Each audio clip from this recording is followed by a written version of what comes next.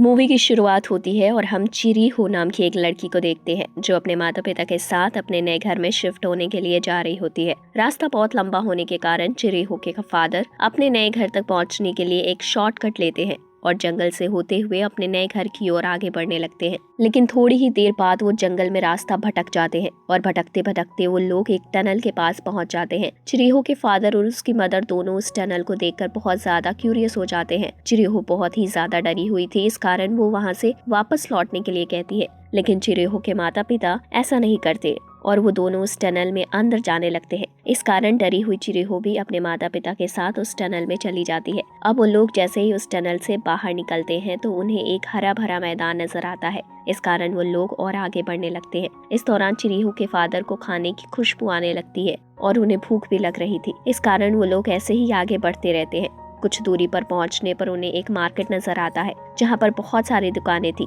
और दुकानों के बाहर तरह तरह के पकवान रखे हुए थे। यह देखकर चिरीहो के फादर और उसकी मदर एक दुकान में रखा हुआ खाना खाने लगते हैं। इस दौरान वहाँ पर कोई भी दुकानदार या कोई भी शख्स मौजूद नहीं था। वो पूरा मार्केट सुनसान था।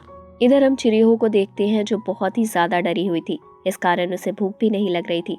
वो उस मार्केट को घूमने लगती है। वो देखना चाहती है कि आखिर यह कौन सी जगह है जहाँ पर कोई भी इंसान मौजूद नहीं है। ऐसे ही वो मार्केट से आगे बढ़ते हैं, एक ब्रिज के पास पहुंच जाती है जहां उसे एक लड़का मिलता है जिसका नाम हाकू है। हाकू चिरीहो को बताता है कि तुम्हें यहाँ पर नहीं आना था क्योंकि यह जगह बहुत ही ज्यादा खतरनाक है। हाकू चिरीहो को रात होने से पहले और लाइट्स ऑन होने से पहले यहाँ से जाने का कहता है। वो बताता है कि अगर रात हो गई तो वो लोग लाइट ऑन कर देंगे और तुम्हें लाइट ऑन होने से पहले पहले यहाँ से निकलना होगा। चिरीहो उसकी बात सुनकर वहाँ से भागने लगती है और अपने माता पिता के पास जाने लगती है। कुछ दूरी पर जाने पर वो देखती है कि मार्केट की लाइट ऑन हो गई है। वो पूरी तरह से डर जाती है। उसी मार्केट में चिरीहो को बहुत सारे काले साए नजर आते हैं। दरअसल वो शहर इंसानों के लिए नहीं था, वहाँ सिर्फ आत्माएं रहा करती थी और जो भी इंसान वहाँ पर आया वो दोबारा यहाँ से लौट के नहीं जा सका और इस जगह पर इंसानों का आना भी सख्त मना था। लेकिन चिरीहो अपने फादर और मदर के साथ यहाँ पहुँच चुकी थी। इस कारण वो अपने माता पिता के पास जाती है जहाँ देखकर वो चौंक जाती है क्योंकि उसके माता पिता सूअर बन चुके थे।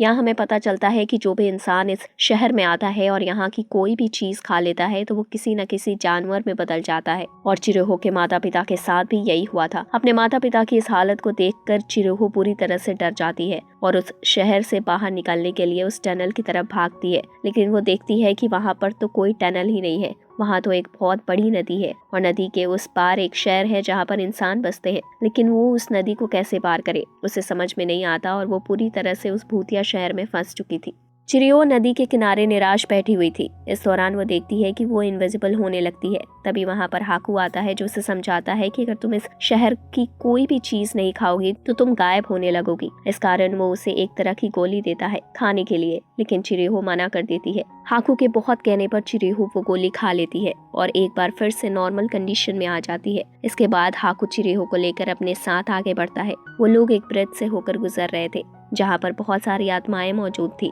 हाकू चिरीहो को बताता है कि वो उस दौरान बिल्कुल भी सांस ना ले, नहीं तो वो आत्माएं समझ जाएंगी कि उनके पास कोई न कोई इंसान है। चिरीहो भी ऐसा ही करती है, लेकिन थोड़ी ही देर बाद वो सांस लेने लगती है।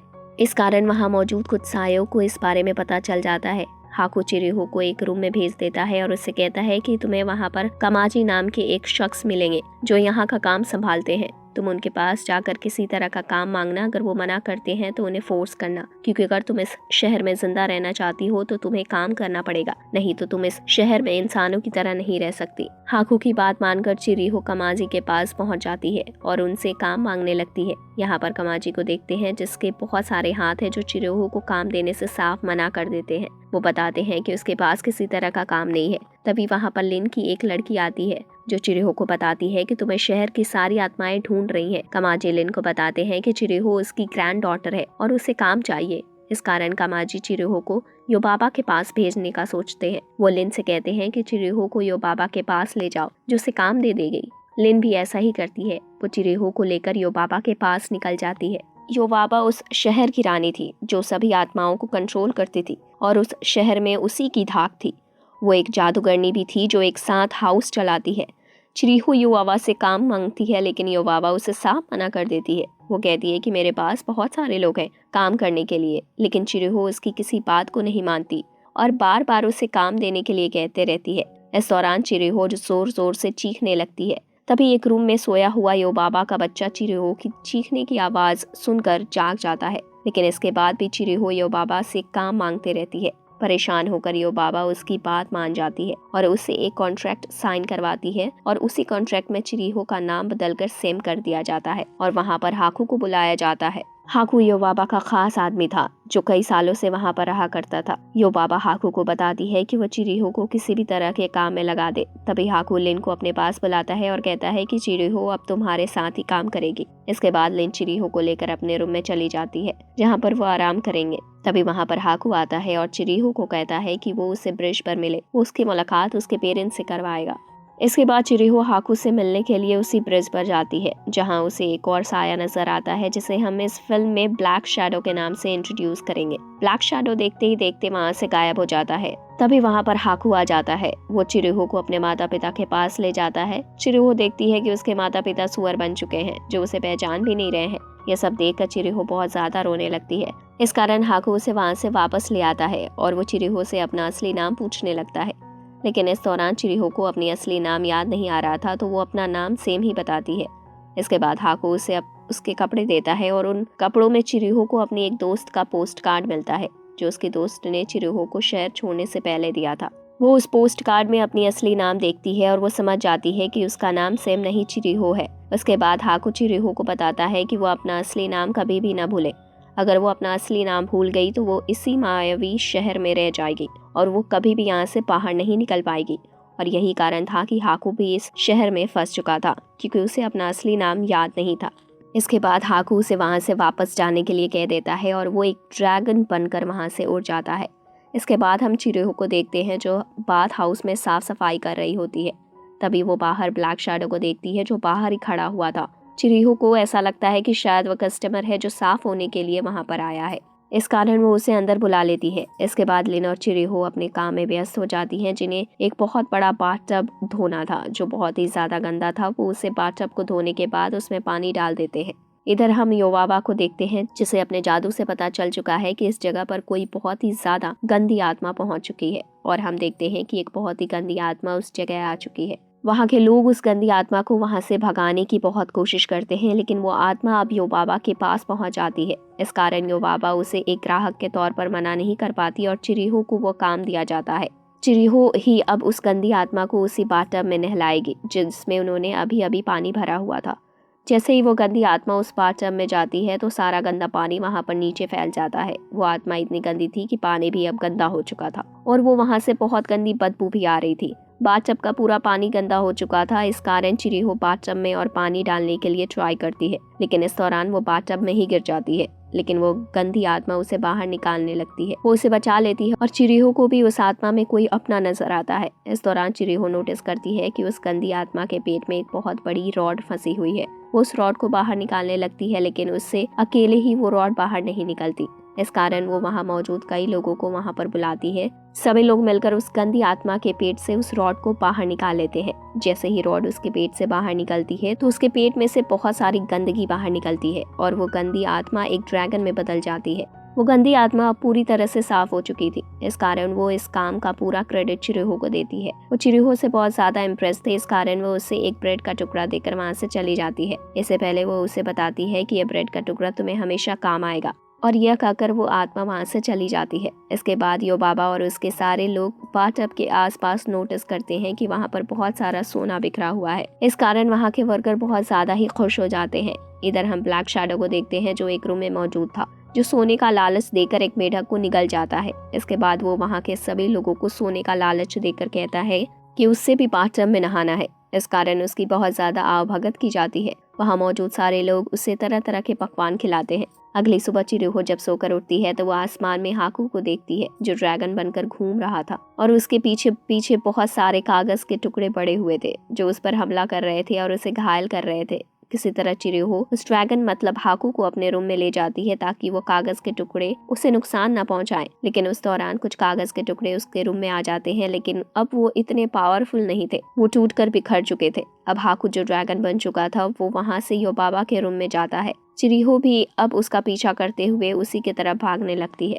इस दौरान उसकी पीठ पर एक कागज का टुकड़ा लगा हुआ था और यह कागज का टुकड़ा वही है जो हाकू को नुकसान पहुंचा रहा था। जैसे ही चिरुहो हाकू के पीछे भागने लगती है तो उसे रास्ते में ब्लैक शैडो नजर आता है जो चिरुहो को भी सोने का लालच देने लगता है, लेकिन चिरुहो को सोने से कोई मतलब नहीं था, इस कारण वो उसे मना कर देती है। इससे गुस्सा होकर ब्लैक शैडो वहां मौजूद लोगों को एक एक करके निगलने लगता है। चिरुहो डर जाती है और किसी तरह भागकर वो युवाबा के रूम में पहुंच जाती है। चिरुहो भागते हुए युवाबा के बच्चे के रूम में पहुंच जाती है। वो बच्चा जो देखने में बहुत बड़ा था, बच्चा चिरुहो का हाथ पकड़ लेता है और उसे अपने साथ खेलने के लिए कहता है, लेकिन चिरुहो उसे मना करती है और वहां से किसी तरह भाग जाती है। लेकिन इस दौरान जो कागज का टुकड़ा उसके साथ आ गया था वो युवाबा के बच्चे की बॉडी पर लग जाता है और युवाबा का बच्चा जादूगरनी युवाबा में ही कन्वर्ट हो जाता है। लेकिन हमें यहाँ पता चलता है कि वो जादूगरनी युवाबा नहीं है, दरअसल यह युवाबा ही हमशक्ल बहन है जिसका नाम जेनेवा है। इसके बाद जेनेवा हाकू के ऊपर एक इल्जाम लगाती है और वो बताती है कि इस ड्रैगन ने मेरी एक कीमती चीज चुरा ली है, इस कारण वो उसका पीछा करते हुए यहाँ आई है। गुस्सा होकर वो वहाँ पर मौजूद कई बच्चों को चूहे में बदल देती है और वहाँ मौजूद 3 खोपड़ी वालों को वो युवाबा के बच्चे में बदल देती है क्योंकि वो बहुत ही ज्यादा गुस्से में थी। किसी तरह ड्रैगन यानी हाकू वहाँ पड़े हुए कागज के टुकड़ों पर हमला करता है जिससे वहाँ मौजूद जेनेवा गायब हो जाती है और ड्रैगन अपने साथ चिरुहो और चूहों को लेकर वहाँ से एक सीक्रेट डोर से कमाजी वाले रूम में पहुँच जाते हैं, जहाँ कमाजी चिरुहो को बताता है कि इस ड्रैगन के पेट के अंदर कोई चीज मौजूद है जो उसे नुकसान पहुँचा रही है। चिरुहो को हाकू के इस हालत को देखकर बहुत तकलीफ होती है, इस कारण उसे याद आता है वही ब्रेड का टुकड़ा जो उसे उस गंदी आत्मा ने दिया था। वो उस ब्रेड के टुकड़े को ड्रैगन के मुंह में डाल देती है, इस कारण ड्रैगन उल्टी कर देता है और उसके पेट से एक मोहर बाहर निकलती है जो जेनेवा की ही थी और चिरुहो अब मोहर को जेनेवा को वापस करने की सोचती है। इस कारण वो कमाजी से जेनेवा का पता पूछती है। कमाजी उसे बताता है कि शहर में हर शाम एक ट्रेन आती है और वही ट्रेन उसे वो जेनेवा तक पहुंचा सकती है। तभी वहाँ पर लेन आती है जो बताती है कि पूरे शहर में ब्लैक शैडो ने तबाही मचा कर रखी है और वो कई आत्मा और लोगों को निगल चुका है। चिरुहो ये सब सुनकर ब्लैक शैडो के पास जाती है जहाँ ब्लैक शैडो उसे बताता है कि वो उसी के साथ रहना चाहता है क्योंकि वो बहुत अकेला है, वो उसी के साथ काम करना चाहता है। लेकिन इससे पहले चिरुहो उसे एक ब्रेड का टुकड़ा दे देती है खाने के लिए, जिसे वो भी उल्टी कर देता है और उसके पेट के अंदर जो कुछ भी मौजूद था वो सारा का सारा बाहर निकल आता है। अब ट्रेन का वक्त हो गया था, इस कारण चिरुहो वहाँ से भागने लगती है।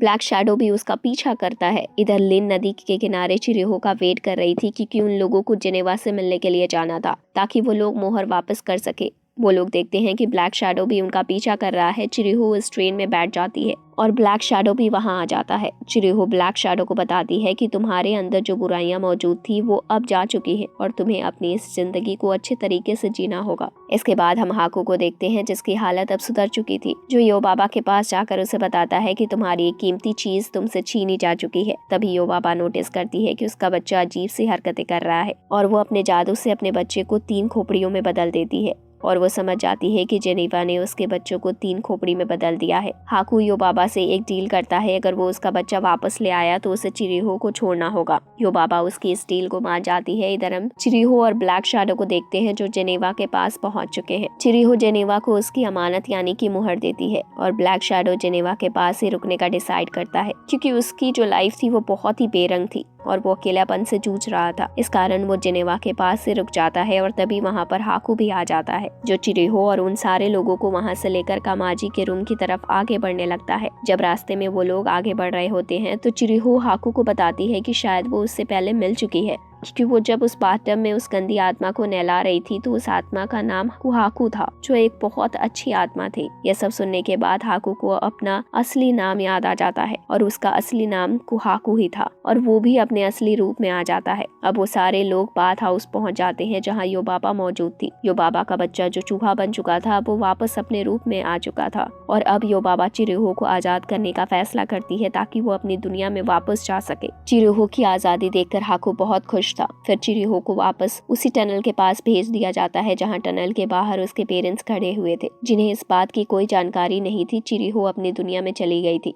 वो लोग अपनी कार के पास जाते हैं जहां पर उन्होंने उस कार को छोड़ा था। चिरुहो को अपने साथ घटी हुई सारी घटना किसी सपने से कम नहीं लग रही थी और इसी के साथ ये मूवी यहीं पर खत्म हो जाती है।